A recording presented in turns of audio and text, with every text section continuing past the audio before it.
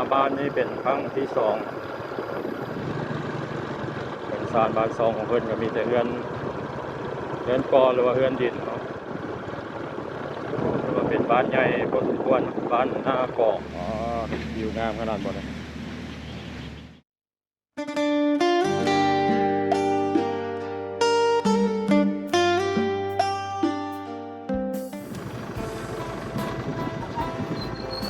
สบายดีพี่น้องหมดสู่คนเนาะตอนนี้บ่าวสอนอยู่ที่บ้านนาเกาะเมืองท่าแขกแขวงขมวนเนาะเป็นเขตชานเมืองเขตนี้ที่พาพี่น้องเขามาเลาะมาเที่ยวชนบทลาวมาชมธรรมชาติภูผาป่าดงทงไฮทงนาเนาะเมืองวิวทางหน้าเนี่ยงามขนาดพี่น้องเนาะมีผาหินปูนบ้านนากอกแม่นเข้าไปทางในอีกบ้านนากอกแม่นเข้าไปทางในประมาณ2 กิโลเมตรเนาะพี่น้องสภาพถนนหนทางจามฤดูฝนก็สิประมาณนี้เป็นบ้านที่อยู่กลางผาหินปูนเนาะคือว่าอยู่กลางหุบเขาแล้วพี่น้องทางเส้นนี้สิมีรถบรรทุกแล่นตลอดเลยเพราะว่าเขาเจ้าบรรทุกหินบดมีโรงงานหินบดอยู่ทางในแต่อันนี้กับสิโมมีกี่ฝุ่นฝนตกชุเข้ามาในใจกลางบ้านเพิ่นกับสิมีทางปลูกยางอาจจะเป็นบริษัทที่เป็นพบหินผานี่แหละหรือว่าบดหินผาเฮ็ดให้เนาะงามเลยบ้านนาเกาะธรรมชาติสุดยอดทางหน้าวิวหลักล้านพี่น้อง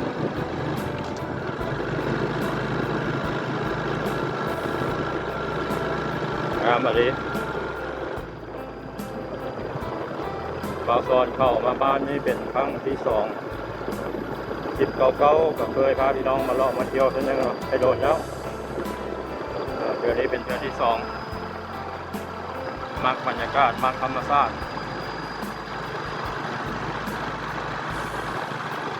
บ้านที่อยู่ปกไก่จากตัวเมืองท่าแขกก็บ้านได้ประมาณ20 กว่าหรือว่าประมาณ30จ้ะ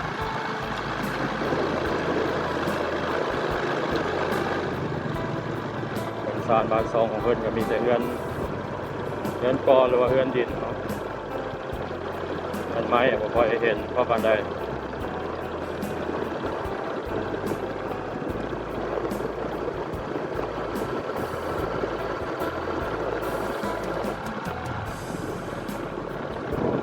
บ้านใหญ่พอสมควรบ้านหน้าเกาะยาวเหยียดออกไปนอดโซนแทนทางใหญ่อันนี้เป็นโซนในเนาะ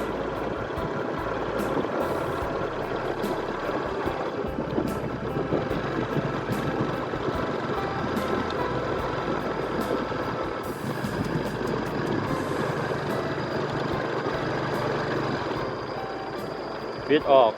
ภายในบ้านกับบริปูเนาะมีหลายบริษัทที่เขาจะมาขุดค้นหินผา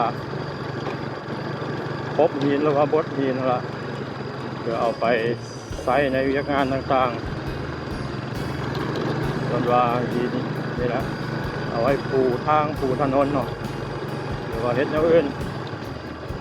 เอาไปในนี้ก็จะมีอีกบ้านหนึ่งไม่แน่ใจว่าบ้านใดเนาะเป็นแวบๆได้แผนที่คือว่าบ้านโฮมพันนี่แหละทางไปบริษัทขุดค้นบ่อหินผาหินปูนหลายเขตนี้พี่น้องบ้านนาเกาะ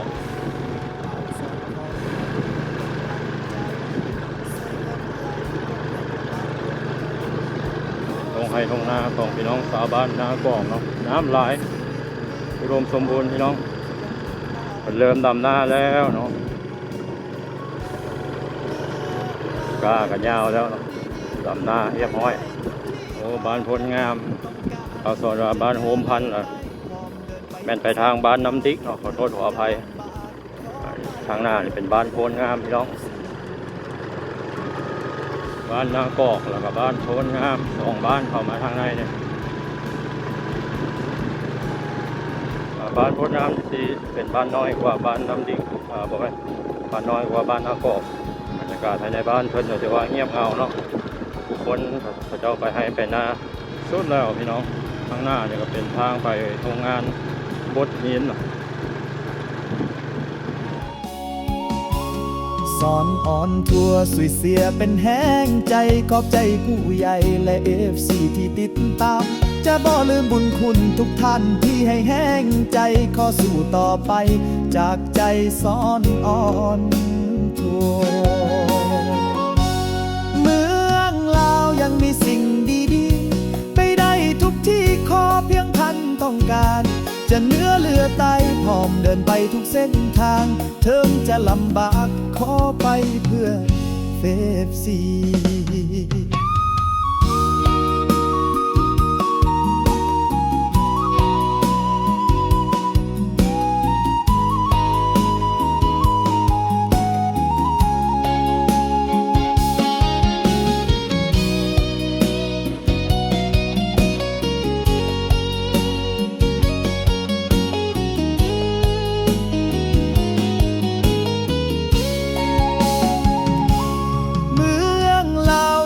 สิ่งดีๆไปได้ทุกที่ขอเพียงท่านต้องการจะเหนื้อเรือใต้พร้อมเดินไปทุกเส้นทางถึงจะลำบากขอไปเพื่อ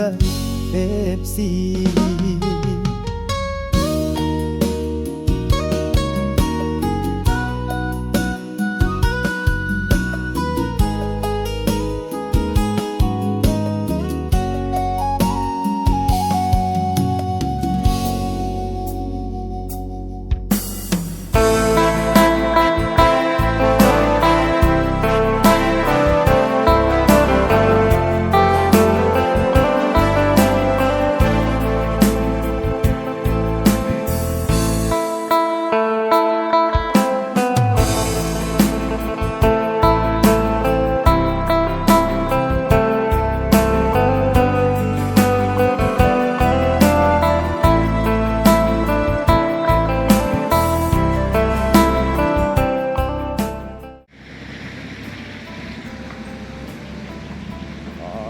วิวงามขนาดบ่เนี่ยตรงหน้าบ้านนากอกเป็นไผ่พุทธนาปะไว้แล้วเนาะน้ำเต็มทงเลย